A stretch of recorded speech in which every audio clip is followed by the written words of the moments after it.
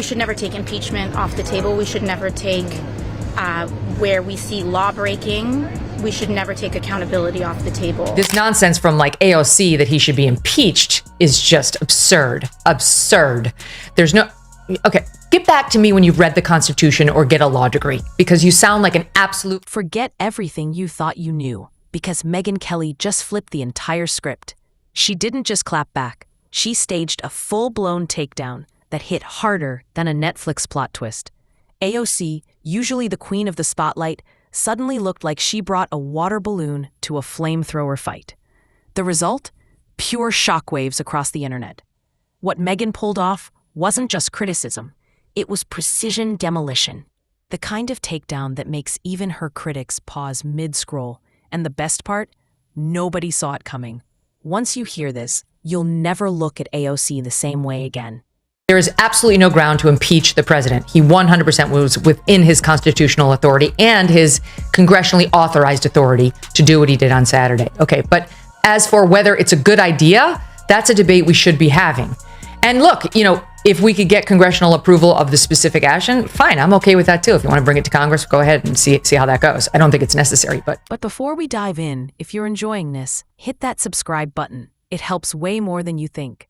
So here's what happened. Megyn Kelly turned her spotlight directly on AOC, and what followed wasn't a discussion. It was a heavyweight bout where one fighter forgot their gloves. Megyn didn't just poke holes in AOC's polished persona. She ripped right through it like a toddler with scissors and a roll of wallpaper. Check in on AOC and see what she has to say. Reaction on what's going on with Elon Musk and President Trump on Twitter right now. Oh man, the girls are fighting, aren't they? I think this breakup we've been seeing a long time coming, but we'll see what the impacts are of it legislatively. Okay. You're so cool referring to them as the girls. She's above it all, Ben. That's what she's trying to telegraph. You see, she's the adult in the room, the one out there who does a preacher accent. And she leans into her fake Latina accent. And like, she's the adult. In a flash, AOC wasn't the fiery Instagram live queen sipping wine and lecturing America anymore. Under Megyn's commentary, she looked more like someone who just realized the Wi-Fi password had been changed. The confidence vanished, and the performance cracked. It's the true radical left, who's gone beyond all the identity issues. I mean, don't get me wrong. The person I'm going to show you is 100% wrapped in all of them, but like genuinely believes the Hitler fascist stuff, like is distraught because they really think Hitler just got reelected. Most of them were just pretending, but then there are the ones who genuinely believe it, like AOC. We are about to enter a political period that will have consequences for the rest of our lives. Donald Trump has talked about turning the military on U.S. citizens that he deems his domestic political enemies. Here's the thing about AOC. She thrives on vibes. Her political strategy is basically TikTok energy with a sprinkle of Broadway flair. People don't follow her for hard facts. They follow her because she can turn a 30-second soundbite into a standing ovation. Every speech feels like a TED Talk mixed with a musical number. Dramatic, emotional, perfectly timed. AOC has been out there on this, I don't know if it's campaign trail, I don't know what we're calling it, but this like Fight the Oligarchy tour with Bernie Sanders, from which, you know, venue to venue, she travels first class, sipping her champagne, you know, in the first class cabin as the losers and plebs walk by to coach. They're the ones she's really fighting for. And she's decided to ramp up her anti-Trump rhetoric in a way she's done before, but that could be deeply problematic for her if Trump actually decides to pay some attention. But Megyn, she doesn't play in the land of vibes. She operates with surgical precision, the kind that makes even the most confident politician question every word they've ever said. AOC came in expecting to coast on passion, metaphors, and charm. But Megyn wasn't buying it. She peeled back the performance, layer by layer, until AOC looked less like a congresswoman and more like a student bluffing through a book report. And the beauty of it? Megyn didn't need cheap shots. She brought receipts, analysis, and icy composure. AOC's arguments unraveled faster than a sequin dress in the washing machine. Viewers weren't just entertained, They were stunned. Megyn didn't argue. She dismantled. The report today that AOC may be getting ready to run for president, that her team is looking, and I know you've said she could potentially do it, but her team is looking at maybe Senate. Chuck Schumer is, I think, going to be 78 when he runs for re-election. That's really old, and the Democrats seem to get that now. Or she might just go for president. And at the same time, this happened today.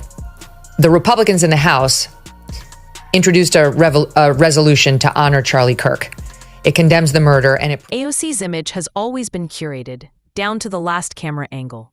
It's so polished, it makes Apple product launches look spontaneous. But Megyn spotlighted every crack in 4K clarity. Suddenly, the I'm the Future persona looked less like Blestiny and more like a failed Broadway audition that somehow made it to C-SPAN.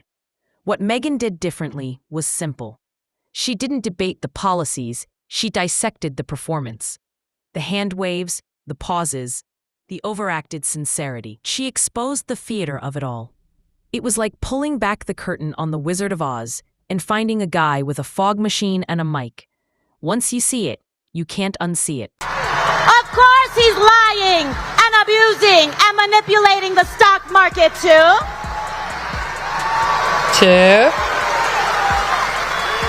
When he talks about rapists and criminals, he should look in the mirror.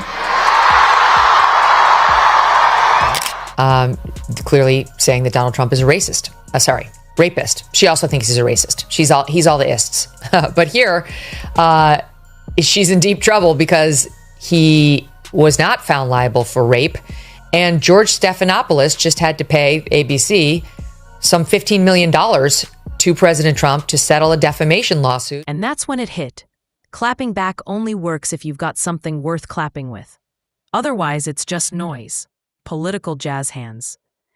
AOC probably thought she could spin it into her usual victim-turned-hero narrative. Hashtags, fan tweets, the works. But Megyn flipped her strength into weakness. The performance that made her famous now made her look like she was trying too hard. And in politics, nothing dies faster than overacting. Megyn didn't just win an argument. She rewired how people see AOC. Once you realize the voice of the people is just auditioning every time she speaks, it's impossible to take her seriously again. And there's AOC, who said the following. And beliefs were ignorant, uneducated, and sought to disenfranchise millions of Americans, far from the working tirelessly to promote unity, unquote, asserted by the majority in this resolution. Then she voted no. She refused to join in the resolution. Consequences to her politically for doing that? I would love to have her run for president of the Democratic side. It's a contrast, right? What you see is what you get. If that's what you think can lead this country, is that where your values are? Is that what you think will continue to promote American freedom and liberty? And here's the kicker. This wasn't even Megyn at her sharpest. This was Megyn on a Tuesday, sipping coffee, casually dismantling a political brand like it was her morning crossword. Imagine what happens when she actually decides to focus. That's not commentary.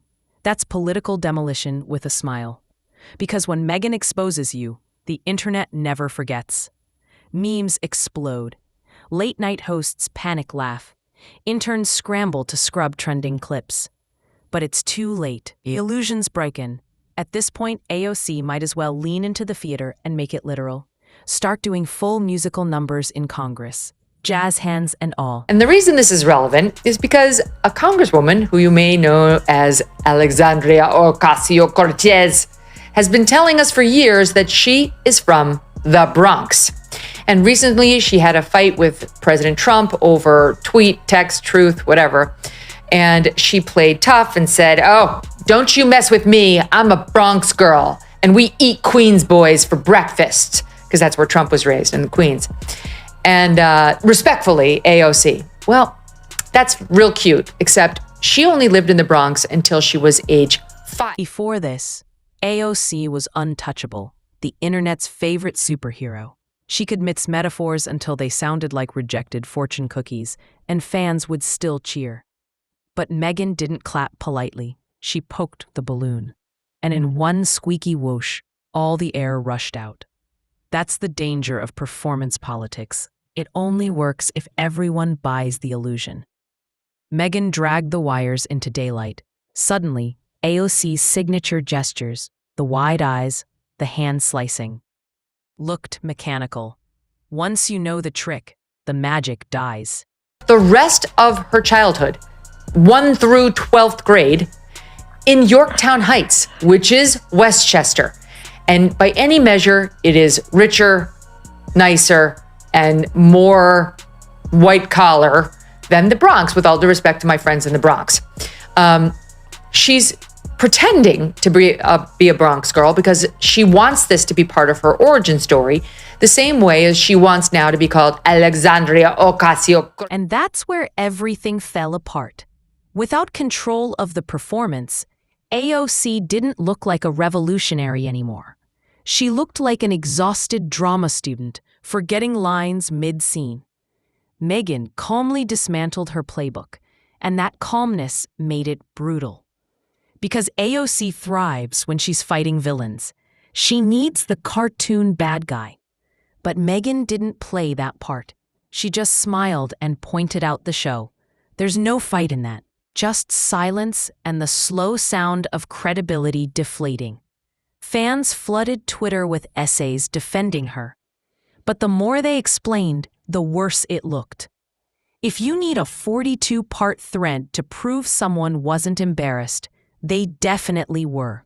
Everyone knew her as Sandy Cortez when she was growing up, and her lies are coming to the fore. So, among other things, Benny Johnson, who's hilarious, and he's a great Twitter follow and has a great show, went to Yorktown Heights just to take a look and to talk to some folks there about AOC and what Yorktown is like and so on. And now some of her schoolmates, separate and apart from Benny, are weighing in on her claims. Meanwhile, Megyn sat back like a queen, watching the battlefield unfold. That's the power of a clean takedown. You don't need to swing twice. The first hit echoes on its own. Every replay, every meme, every reaction magnifies it. Even media allies started whispering, maybe she's a bit theatrical. Oh, now they notice. It's like everyone pretending to love a bad movie until one brave soul says, wait, this is terrible. And suddenly, everyone agrees. Fourth place, not necessarily fourth place. This is just, I'm going to start with as the fourth possibility, but I've got 4 total and you'll decide what order they go in. I'm going to kick it off with AOC. Okay. Her real name is Sandy Ocasio. This is what she went by her entire life, Sandy Ocasio. And only when she decided to run for office did she decide to suddenly become Alexandria Ocasio-Cortez and lean into her Puerto Rican history, where her mother was born in Puerto Rico, but her father was born in New York City. And she decided to tell us sob stories about how she's from a poor family and she was living, paycheck to paycheck. Meanwhile, she was raised in a Tony part of Westchester called Yorktown Heights. And that's where the internet finished the job. The memes were merciless. AOC's dramatic pauses set to circus music. Her speeches clipped with captions like, Oscar-worthy performance, 0 policy details. Once the internet turns your brand into a punchline, it's permanent. Every gesture looks fake, every emotion rehearsed, every word scripted. So here we are, AOC's image cracked, her fans scrambling, the media pretending to be shocked. And Megyn? Standing in the center of it all, cool as ever, reminding everyone that the emperor wasn't just unclothed, she was doing jazz hands. This wasn't a political debate. It was exposure in its purest form, clean, surgical, unforgettable.